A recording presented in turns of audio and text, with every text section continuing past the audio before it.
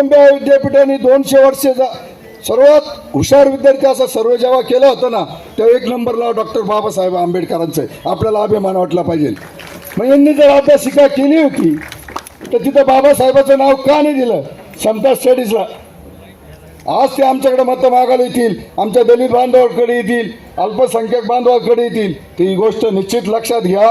आमदार साहेब सांगता 3,000 कोटी तुम्ही रस्ते पाहिले का? कुठं रस्तेच आहे? या पावसाळ्यात तरुणांनी एक आंदोलन केलं का 3,000 कोटी आणि प्रवाशाला बोटी. ते कोणत्या पक्षाचे कार्यकर्ते नव्हते. अशा घोषणा झाल्या, कुठंच दिसत नाही 3,000 कोटी. याउलट आमच्या विवेक भैयांनी हा जो विश्वासनामा त्या दिवशी प्रसिद्ध केला कलश मंगल कार्यालयात, हा विश्वासनामा काय सांगतो? जाहीरनामा पाहिला असेल तुम्ही, वचननामा पाहिला असेल. हा विश्वासनामा प्रत्येकाने वाचा. आम्ही प्रत्येकाच्या घरपोच दिलेला आहे. त्याच्यात ज्या ज्या गोष्टी सांगितल्या आहे, सर्वप्रथम मी सांगतो, सर्वात मला आवडलेली गोष्ट, आपल्याकडे सोशल मीडिया आहे. इंदोरचा व्हिडिओ आपण पाहतो, इंदोर महानगरपालिकेचा, का ही जी माउंटेड रोड स्वीपर मशीन आहे ना, आपल्या गावाला धुळगाव म्हटलं जातं ना, ही मशीन महाराष्ट्रात पहिली नगरपालिका राहील. जर संधान साहेबांनी आमची सत्ता आली तर ते ट्रक आणली जाईल आणि कोपऱ्यात धूळमुक्त केलं जाईल. एक सर्वांनी वाचावा. आता आपल्या घरात प्रत्येकजण शिकलेलं आहे. त्याच्यानंतर नगरपालिका शाळेत आपण झोपडपट्टीतले माणसं आहोत. आपले सर्वांचे मुलं, काय 50% मुलं हे झोपडपट्टीत आहे. जे ज्या मुलं पालकांचे मुलं नगरपालिकेत शाळेत शिकता त्यांच्या घरपट्टीत आणि पाणीपट्टीत विवेक भैया 20% सवलत देणार आहे. हा जाहीरनामा विश्वासनामा वाचा. हा विश्वासनामा स्वर्गीय शंकरराव कोले नावाच्या विचाराचा आहे. विचाराचा का म्हणतो? व्यक्तीने म्हणता 50 वर्ष या तालुक्यावर शंकररावजी कोले साहेब नावाच्या विचाराचं एक वादळ होतं जनतेच्या मनावर आरूढ. अजिंक्य योद्धा होता. त्याच्यानंतर माननीय बिपिनदादा असतील, माननीय स्नेहलताताई असतील आणि आता युवकांचा आशास्थान माननीय विवेक भैया कोले. हा विश्वासनामा तुम्ही वाचा. यातली प्रत्येक गोष्ट होणार आहे. दादा आहे ना आमचे साधे भोळा महादेव, पण विवेक भैयाकडे काही चालत नाही. आम्ही कार्यकर्ते म्हणून सांगतो. हा विवेक भैयाकडे मी 10 वर्ष आले त्यांच्याबरोबर काम करतो. विवेक भैयाकडे जाताना अभ्यास पूर्ण करून जातं. दादाकडे सर्व गोष्टी आमच्या चालतात. विवेक भैयाकडे चालत नाही. जरी संधान साहेब नगराध्यक्ष झाले तर प्रत्येक गोष्टीवर विवेक भैयांची नजर राहणार आहे. इतका दूरदृष्टी असलेला नेता आहे. काय आपल्याकडे आमदारकी आता काय आहे का? देशाचे गृहमंत्री, कणकर गृहमंत्री अमित भाई शाह येऊन गेले. आपण आमदार नसताना जिल्ह्यात सर्वप्रथम आपल्याला मुख्यमंत्री महोदय भेटले, सभा दिली त्यांनी. इतका विवेक भैयांचं नाव जिल्ह्यात नाही तर महाराष्ट्रात झालेले. आणि शासनाच्या ताईंनी सांगितलं माझ्या भगिनींनी, केंद्रात सरकार, राज्यात सरकार, मी तुम्हाला भगिनींना देवाभाऊ, सर्व भगिनींचे लाडके देवाभाऊ, लाडकी बहीण योजनाच भारतीय जनता पक्षाची. आणि तुम्हाला मी खात्री देतो, जोपर्यंत देवाभाऊ मुख्यमंत्री आहे तोपर्यंत लाडकी बहीण योजना बंद होणार नाही. दुसरी गोष्ट, आता परत संजय नगरचा तो नाल्याचा विषय, तो नाल्याचा विषय निश्चित आम्ही 6 महिन्यात मार्गी लावू. संधान साहेब, कारण तो नाल्याचा विषय अतिशय गंभीर आहे. हा नाला असेल, खंदक नाला असेल का दादा, आम्हाला जर पाणी 2 लाख क्युसेकच्या पुढे गेलं तर आमच्या भागात पाणी बॅकवॉटर येतं. तिथं तुंब झाला जातो. समताचं त्यांचंच अतिक्रमण आहे म्हणून आपल्याकडे पाणी येतं. ही गोष्ट 100% खरी. समताचं अतिक्रमणच त्यांचे. आणि आमदार साहेब फक्त वल्गना करता 1 वर्षापूर्वी ते एवढ्या मताधिक्याने निवडून आले, पण 1 वर्षात ते कोणत्याही जनतेला भेटले नाही. त्यांना तर माझं आमदार साहेबांना चॅलेंज आहे, आमचे विवेक भैया आणि तुम्ही आंबेडकर मैदानावर या, समोरासमोर चर्चा करा. कोपरगाव शहराच्या विकासावर बोला, तालुक्याच्या विकासावर बोला. आणि विवेक भैया कोणताही कागद घेऊन नाही येणार.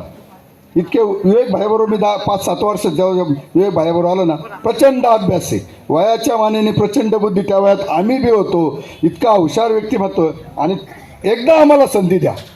मागच्या वेळेस काय आलं, तुमचा आमच्यावर विश्वास आहे म्हणूनच हा विश्वासनामा आहे. आमचे 20 नगरसेवक निवडून आले ते, पण वरचं शीट गेलं होतं. यावेळेस मी कळकळीची विनंती करतो, संधान साहेब आपल्या वार्डातले रस्त्यावर घरी जपे हॉस्पिटल समोर कधी बी जा, कुत्रे नाही त्यांच्या घरी, तिकडे 2 कुत्रे, तिथं कुत्रे नाही. संधान बी रस्त्यावरचाच मनुष्य आहे, रस्त्यावरच राहतो जपे हॉस्पिटल समोर. संधान साहेब वॉर्डातले, आपल्यावर जबाबदारी जास्ती. नगराध्यक्षाला लीड आपल्या प्रभागातून द्यायचा आहे. नगराध्यक्ष 30 वर्षानंतर आपल्या भागात येणार आहे. परत येईल का नाही ती सांगता येणार नाही, पण आलेली संधी ज्या माणसाची मागच्या वेळेस हुकली त्यांनी पुन्हा मेहनत केली. एखादा विद्यार्थी, आता आपल्या इथं ती भगिनी ही झाली ना डेपुटी पवार, माझी आपली भगिनी 12-13 वर्ष ती MPSCचा अटेम्प्ट करीत होती. ती हरली नाही, तिने संघर्ष सोडला नाही, तसाच संधान साहेबांनी सोडला नाही. 9.5 वर्षे प्रत्येकाच्या सुखात दुःखात लग्नात आनंदात संधान साहेब हजर होते आणि ते सर्वसामान्याचे संधान साहेब आहे. मी येत्या 2 तारखेला कमळ निशाणी समोर आम्हाला संधी, मी पहिल्यांदा निवडणूक लढवितोय. माझी पत्नी नगरसेविका होती, माझी भगिनी ती बरोबरच, ननद भावजाया बरोबरच होत्या त्या, आणि आता प्रचारात बरोबरच फिरतात त्या. हां, पण मी पहिल्यांदा निवडणूक लढवित आहे. तर मी गेली 35 वर्ष आले ह्या सार्वजनिक जीवनात काम करताना. मी कायम डाऊन टू अर्थ ग्राउंडवरचा मनुष्य आहे. मी नगरसेवक जरी झालो तर मी इथंच येणार आहे. मी उद्या नगराध्यक्ष झालो तरी मी इथंच येणार आहे. आंबेडकर मैदान आहे, जनतेच्या तुम्ही 24 घंट्यात कधीही फोन करा, माझा फोन बंद नसतो. 24 घंट्यात रात्री 2ला जरी फोन आला तर जितेंद्र रणशूरचा शब्द आहे, जितेंद्र रणशूर तिथं दुसऱ्या फोनला रिंगला फोन उचलतो आणि गावात आम्ही येतो. हे प्रत्येकाला माहिती, या वॉर्डातल्या माहिती आहे, गावातल्या माहिती. पण विनंती करतो का येत्या 2 तारखेला कमळ निशाणी समोर विजयाताई देवकर, मी स्वतः जितेंद्र चंद्रकांत रणशूर आणि आमचे नगराध्यक्षाचे उमेदवार सर्वसामान्याचे साहेब परागजी संधान साहेब यांच्या समोरील निशाणी समोर कमळ निशाणी समोर बटन दाबून प्रचंड मताधिक्याने विजय करा. विनंती करतो, संधान साहेबांनंतर आपल्या प्रभागाला संधी येणार नाही. परत 5 वर्षे संधान साहेबाकडे विनंती करतो कळकळीची. 5 वर्ष संधान साहेब नगराध्यक्ष राहणार आहे. आपल्या प्रभागातला एकही प्रश्न राहणार नाही, मी या ठिकाणी खात्री देतो. माननीय बिपिनदादाच्या साक्षीने देतो. एवढेच बोलतो. जय भीम, जय महाराष्ट्र. बाकीच्या लोकांना हे माहिती नाही. इथलं समाज मंदिर, कधी त्यांना कल्पना आहे की इथं समाज मंदिर आहे म्हणून? इथले प्रश्न कधी माहिती त्यांनी पाहिलेले आहेत का? ज्या वेळेस पाणी आलं असेल त्यावेळेस मी या सगळ्या परिसरामध्ये मी स्वतः फिरलेलो आहे. सगळ्या गल्ल्या पार ठिकाणी ते फिरून घेतलेले आहे मी तिथं. आणि हे गायकवाड सगळे गायकवाड असतील, लोटे असतील, अरविंद असेल, सगळे मंडळी माझ्याबरोबर त्यावेळेस तिथं सगळं पाहायला त्या ठिकाणी. मग आमचे दीपकराव असतील, आमचे पगारे असतील, सगळे. कारण की या भागाचं एक विशेष प्रेम कोले कुटुंबाचं गेल्या 60 वर्षापासून आहे. कारण की सगळ्यात पहिल्यांदा कोले साहेबांनी टिळकनगर बसवलं, त्यानंतर संजय नगर आणि सुभाष नगर बसवलं, त्यानंतर निम्मी खडकी बसवली. अशा पद्धतीने त्यांनी सातत्याने एक आपण आपले नगर अध्यक्षाचे उमेदवार परागजी संधान या ठिकाणी आले. टाळ्यांच्या गजरात त्यांचं स्वागत करायचं आहे आपल्याला.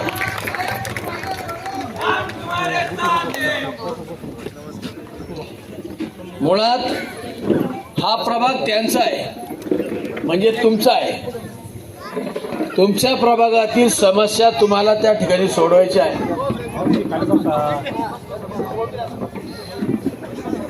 मगाशी जितू भाऊ म्हटले, या भागातल्या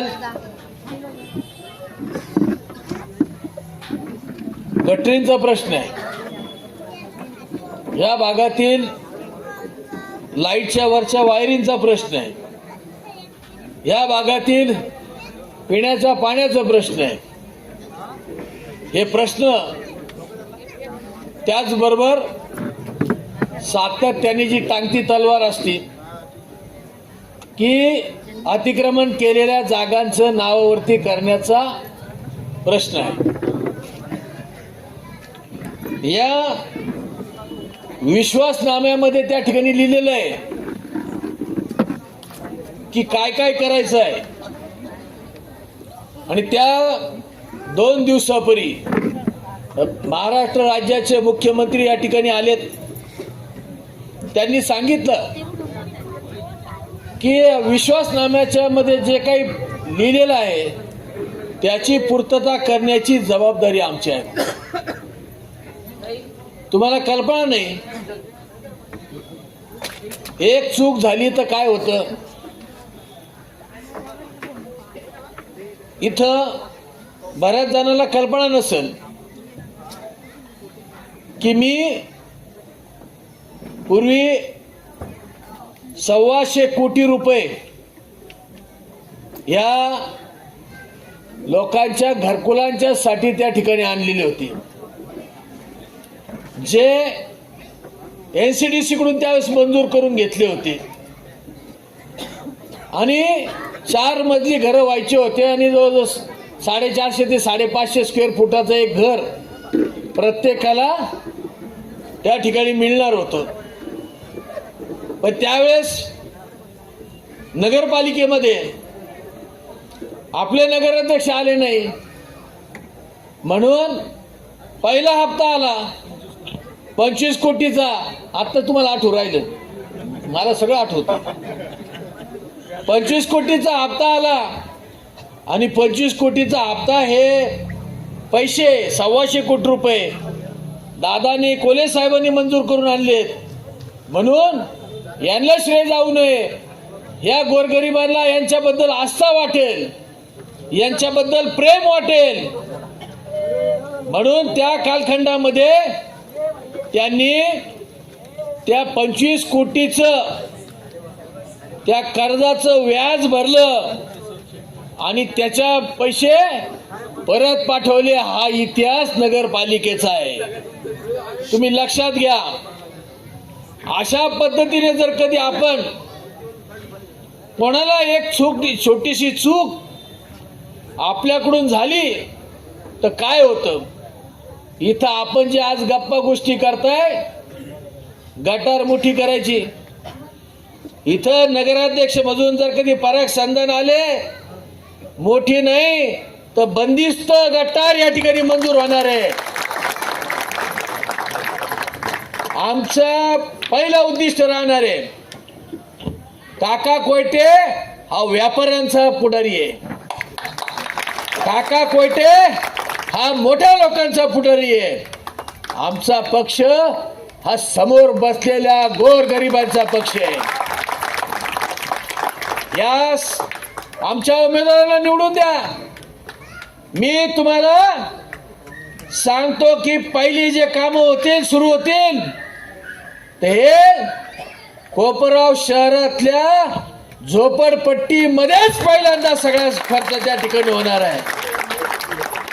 अरे किती वर्ष माणसांनी, गोरगरीब माणसांनी तुमच्याकडे, तुमच्या बँके पतसंस्थेकडे पाहून तिकडं त्याच्या फक्त कर्जाचा डोंगर वाढवायचा. हा, तुम्ही अतिक्रमण करून तिथं बँक बांधली, तिथं नाला छोटा केला म्हणून पाणी इकडे येतं. तिथं कशा पद्धतीने चमडे बाजार भरायचा कोणी उठवला. इथं मला कल्पना आहे की त्यांना सांगा, ते नुसतं आज कुठंतरी नाव वाचून ठेवले मग त्यांनी घेतलं कोणतरी वाड्या. अरे जॉन्सन पटोळीची कोणती गल्ली ते सांगता येईल का. गल्ल्या सुद्धा सांगता आलं पाहिजे, नाव तर कोणी पाठ करून येईल.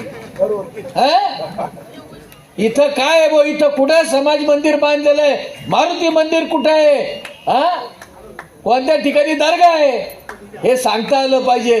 त्या दर्ग्यामध्ये सुद्धा 9 वर्ष बसून आमचे लोक तिथं ते काय प्रसाद ते काय घ्यायचं होते, म्हणजे बसायला जागा नाही. तरी इकडं मारुती मंदिर असेल, इकडं सगळ्या ठिकाणी असेल. एकच सांगतो, हे लोक वरबडणारे लोक, आम्ही वरबडणारे लोक नाहीत. ही जी आमच्या बरोबर लोक आहेत, दीपक गायकवाडने सांगितलं, ज्या वेळेस कोपरगाव शहरामध्ये वामन दादा कर्डक आले, पहिल्यांदा वामन दादा कर्डक आले, मला बोलवलं वामन दादानी. लिंबोनी वन हे शेतकरी संघाचे, मी जिथं चेअरमन होतो त्याच्या अंडर येतं, अरविंदला माहिती आहे. त्यांनी सांगितलं, वामन दादा म्हणे इथं आम्हाला ते बुद्ध विहाराची जागा. म्हटलं दादा तुमचं काय म्हणणं आहे? खड्डा होता 20 फुटाचा. म्हटलं काही काळजी करू नका दादा, तुमचा शब्द मी खाली पडू देणार नाही. तिथं कारखान्याचे 2 बुलडोझर 2 महिने, 4 दिवस नाही 2 महिने, नंतरचे 4 दिवस ते फक्त लेवलला, वरच्या लेवलला. तो जो शेजारचा खड्डा आहे तो शेतकरी संघाच्या जागेतला खड्डा करून ती माती मी तिथं टाकलेली आहे. कारण की त्याच्यानंतर तिथं येऊन ते बाहेरची भिकारी येऊन राहायची, बरोबर आहे का नाही? मग त्यांना बाजूला काढलं तिथून सगळं त्या लोकांना. म्हणजे अशा पद्धतीने काम करणार आहे आम्ही मंडळी. अरे आतापर्यंत ज्या वेळेस डास झाली असेल, मलेरिया झाली असतील, काही झालं असेल, कोण धावून आलं? विवेक भैयाने 500 बेडचं हॉस्पिटल काढलं, 50 ICUचं बेडचं हॉस्पिटल काढलं तिथं, आणि त्यामध्ये सगळा खर्च त्या ठिकाणी केला. आज आपण पाहतो समोरच्या माणसाचं, कधी त्यांची एखादी फायर फायटर इथं कधी आली 50 वर्षामध्ये? कधी एखादा दवाखान्यासाठी कधी काही आलं, कोणी मदत आली? इथं दवाखान्याच्या साठी ॲम्ब्युलन्स, फायर फायटर, तो फिरता दवाखाना, औषध फवारणी. ज्या वेळेस संकट येतात त्यावेळेस संजीवनी उद्योग समूह या ठिकाणी धावून येतो. कोपरगाव शहरातील गोर गरीब लोकांचे जे व्यवसाय चालतात हे सगळे संजीवनी उद्योग समूहाच्या वरती. त्या सगळे वैकुंठ रथ पण आपण फुकट त्या ठिकाणी देतो. 3 ॲम्ब्युलन्स फुकट त्या ठिकाणी आहे. विवेक भैया ते इप्पोचन त्याच्या मार्फत लाखो रुपयाची मदत त्या ठिकाणी पेशंटला ऑपरेशनला करायला त्या ठिकाणी देतात. मग एका बाजूला सातत्याने इथं मदत करणारी माणसं, दुसऱ्या बाजूने 2001ला ज्यांचा पराभव झाला त्याच्यानंतर 25 वर्ष तुमच्या दारात नाही, फक्त मोठ्या लोकांकडे पाहायचं, त्यांच्यासाठी कामं करायचे काहीतरी. आणि या गोरगरीबसाठी कोण हे करणार? अरे इथं आज एक काकडे सभापती आहे, आपल्या सभेचे अध्यक्ष भागीनाथ काकडे होता. भागीनाथ काकडेला ज्या वेळेस तिथं अडचण आली, त्याला विहीर खदायची होती, मीच फोन लावला त्या ठिकाणी, बाबा भागीनाथ का विहीर ते प्रकरण करून द्या म्हणून. तो तिकडचा त्याचा मराठवाड्याच्या कार्यक्षेत्रामध्ये त्याचं गाव येतं तिथं. म्हणून माहिती आहे की शूर पाट्यापासून वरती जावं लागतं त्याला. हा कोणाला माहितीये? आणि नुसतं अरविंद विगी इथले म्हणून सांगता, ओरिजिनल कुठले मीच सांगू शकतो, दुसरं कोणाला माहिती अरविंद विगे कुठले म्हणून? खरं आहे की नाही? अरे फार ही माणसं कोण कुठला आहे, काय समस्या आहे, ह्या प्रत्येक गल्लीतले प्रश्न हे आम्हाला माहिती आहे. एवढ्यात माझं येणं कमी झालं हे मी मान्य करतो. का बरं कमी झालं? अरे एक स्टेन पडली तो मनुष्य फक्त या इथल्या 13 बंगल्याच्या रस्त्यापर्यंत जातो. 2 स्टेन पडल्या त्या फार मारुती मंदिरापर्यंत, इथं समाज मंदिरापर्यंत येतो. 3 स्टेन असल्या तर घरातून असं करतो. मला 9 स्टेन आहेत, माझ्या छातीमध्ये 9 स्टेन आहेत, 9 स्टेन, तरी मी तुमच्याकडे येतो. का बरं? या लोकांनी जे केलेले कामं आहेत आणि कोले साहेबांची जी शिकवणूक आहे ती शांत बसू देत नाही की गोरगरिबांच्या लोकांच्या साठी काम करायला. कोणी सांगा, इथे एवढे कार्यकर्ते आहेत. मी 45 वर्ष झाले राजकारण करतो. 45 वर्षात 5 जणांकडे सुद्धा कधी जेवायला किंवा कशाला गेलेलो नाहीये. घरून जेवण करून येतो, घरी जेवायला जातो, पण लोकांच्या त्या ठिकाणी समस्या सोडवण्यासाठी 24 तास. रात्री 1ला किंवा 2ला जरी फोन लावला तर मी फोन उचलतो कोणाचाही. काय सांगतो, कोणाला आजारी असेल, ॲम्ब्युलन्स असेल, कोणाच्या इकडे काही प्रश्न निर्माण झाले असतील. आता ग्रामीण भागातले फोन येतात, दादा आमच्याकडे बिबट्या आला. मी म्हणतो बरं त्याचा बंदोबस्त मीच करतो. पहिले लईच बिबटे वाढलेले आहेत सध्या. त्या सगळ्यांचा बंदोबस्त आपल्याला करायचा आहे. म्हणजे या सगळ्या बिबट्यांचा बंदोबस्त आपल्याला करावा लागेल, मग कोणताही असो तो. आपल्याला तुम्हाला आम्ही कोणाच्या हिमतीवरती बोलतो? समोर बसलेल्या गोर गरीब जनतेच्या हिमतीवरती आम्ही हे बोलत असतो. तुम्ही जे या लोकांवर, हे लोक तुमच्यासाठी जे कामं करतात ते जेव्हा आम्हाला सांगतात आम्ही तुमच्यासाठी अहोरात्र काम करतो, कधीतरी 5 वर्षातून आम्ही येतो, एवढं यांना मतं द्या म्हणून सांगायला येतो. इतर वेळेस आमचं काही कामही नसतं. आम्ही तुमच्या काय सांगितलं ते समोरच्या उमेदवारांनी, नगराध्यक्षाच्या, मी फक्त मोठे मोठे कामं करायला येणार आहे. अरे यांचे काय मोठे काम आहेत, यांचे छोटे छोटे काम, गटर तुंबली, पाणी आलं नाही, नाला तुंबला, बाकीचं काय असतं? इथं काय यांची समस्या आहे? हे काय यांच्याकडे काय कुठं यांना माल बांधायचे काय? कुठं शॉपला त्यांचं काही तिकडं कोट्यवधीचं कर्ज लागतं का काय? याला काही इथं या लोकांच्या समस्या छोट्या आहेत, इथे यांना डास झाले. आणि आज आपण पाहतोय इथं सगळ्यात जवळ संजीवनी उद्योग समूह आहे. काही झालं तर संजीवनी उद्योग समूहाचे लोक धावून येतात, प्रश्न सोडवायसाठी येतात, आणि आपल्याला सक्षम पिढी त्या ठिकाणी करायची. हे मी का बरं सांगतो? आपल्या कॉलेजमधून अनेक मुले या ठिकाणी शिकून मोठे उच्च शिक्षित झालेले, सगळ्या समाजाचे. म्हणजे मी आता तुमच्या इथं आपल्या गावातले तर खूप जण आहेत, ग्रामीण भागातले सुद्धा सांगतो. आमच्या वडार समाजाचे कापशेताई आहे चाचणीच्या, त्यांचा मुलगा इंजिनियर झाला, बरोबर आहे का? चांगल्या पदावरती त्या ठिकाणी लागला. इथं कायम हजर राहिलेलो आहे, त्यामुळे इथल्या समस्या आम्हाला माहिती आहे. सगळ्यात मोठा गटारीचा प्रश्न आहे. जी चुकीची गटार केली, वेळोवेळी आम्ही नगरपालिकेला निवेदन दिले का त्याचा डायमीटर मोठा पाहिजे होता, ती चुकीच्या पद्धतीने टाकली. ती इकडं न वळवता खांबेकरांच्या घरापासून जी वळवली त्याच्याऐवजी ती सरळ ST स्टँडकडे न्यायला पाहिजे होती. तशीच सानिका आईस्क्रीम पासून ती सरळ खाली खंदक नाल्याला जोडली असती, ते पाणी पुढं वाहिलं नसतं. परंतु ज्या वेळी भारतीय जनता पार्टी किंवा आम्ही काम घेऊन जातो, फक्त विरोध आणि विरोधच केला गेला, त्यामुळे या जिरवाजिरवीमध्ये आपल्या सगळ्यांची जिरली. आजही प्रत्येक ठिकाणी आज पाणी येतं, पार मारुती मंदिरपर्यंत पाणी आलं. त्या पाण्यामध्ये दरवेळी मी असेल, जितू भाऊ असेल, आमचे संदीप भाऊ असतील, आम्ही स्वतः जाऊन त्या पाण्यात गुडघ्या इतक्या पाण्यात 2दा-3दा गेलो. का तर ती समस्या तेवढी मोठी आहे. आज शेळके गिरणीजवळ गेलो तर कायम तिथं पाणी असतं, तिथलं पाणी कधीच निघत नाही. का तर तिथल्याही गटरीचा तसाच प्रश्न आहे. स्ट्रीट लाईट नाही, घंटागाड्या येत नाही. घंटागाड्या येत नसेल तिथे एक पर्याय आहे, ज्या ठिकाणी घंटागाड्या जाऊ शकत नाही त्या ठिकाणी हातगाडीने जाऊन तो कचरा गोळा करून तो बाहेर आणायला पाहिजेत. परंतु यांना तो सगळा भ्रष्टाचार करायचा म्हणून कोणतंही काम इथं होत नाही. कोणत्याही ठिकाणी पाणी येत नाही, स्वच्छतेची कोणत्या फवारणी झालेली नाही. रस्ते बघितले तर सगळे निकृष्ट दर्जाचे, फक्त भ्रष्टाचार आणि भ्रष्टाचार. लोकप्रतिनिधी आणि हे जे होते नगरपालिकेचे प्रशासक, ह्या दोघांनी मिळून प्रचंड भ्रष्टाचार केला. ते आणि त्यांच्या बगलबाच्यांनी केला. आणि ज्यावेळी आम्ही त्यांना विरोध केला तर दरवेळी एकच सांगितलं जातं की विकासाच्या कामाला भारतीय जनता पार्टीकडून विरोध होतो म्हणून. म्हणजे काम चुकीचं यांनी करायचं, विरोध आम्ही करायला गेला तर फक्त यांनी म्हणायचं का हे चुकीचं विरोध करतात.